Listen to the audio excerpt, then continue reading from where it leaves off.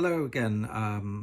I just thought I'd take a look through the correspondence relating to this selective license that Rachel Reeves and her husband apparently through their letting agent not applying on their behalf when they said that they would, had left them letting out a property without the correct license.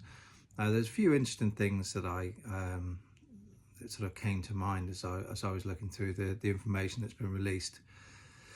I would say the first was, it was very odd that yesterday, based on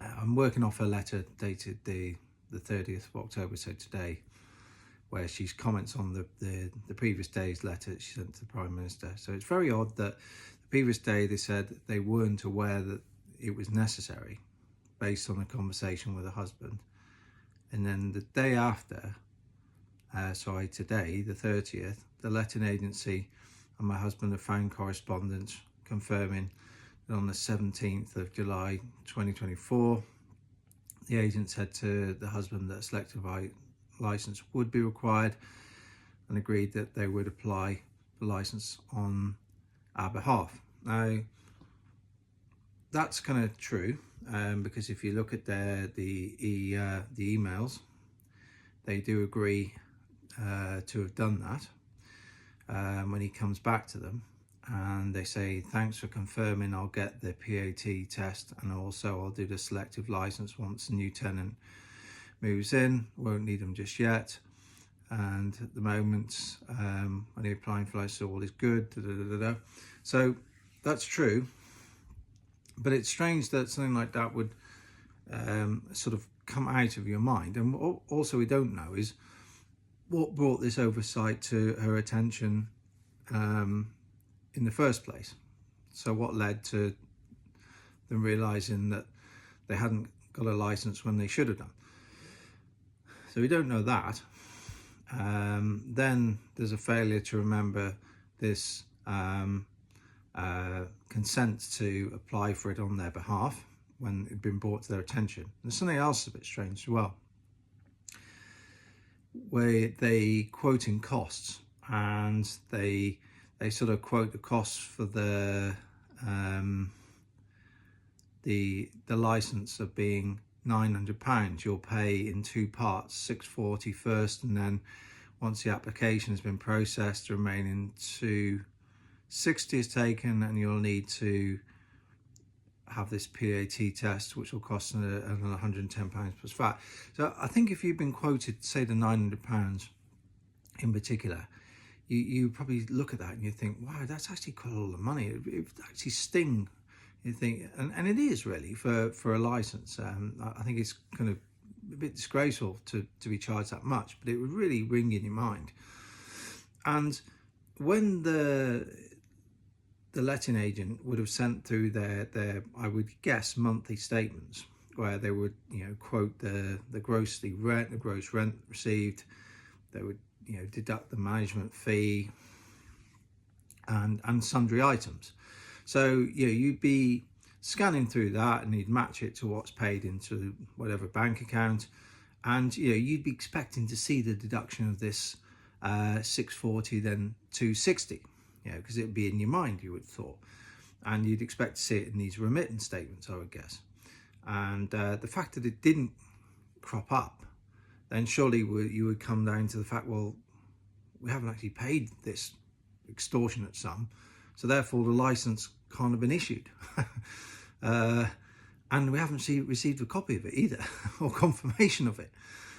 So it's really odd.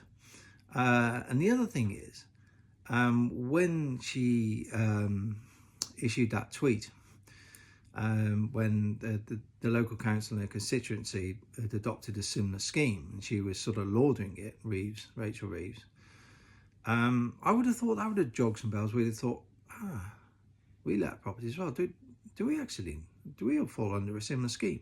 And I think you would check with your husband and say, it's just whilst I'm sending out this tweet, praising a council in my constituency, are we all up to date, or does this apply where we let out property, which is obviously in a different area of the country? But it would come to your mind to check.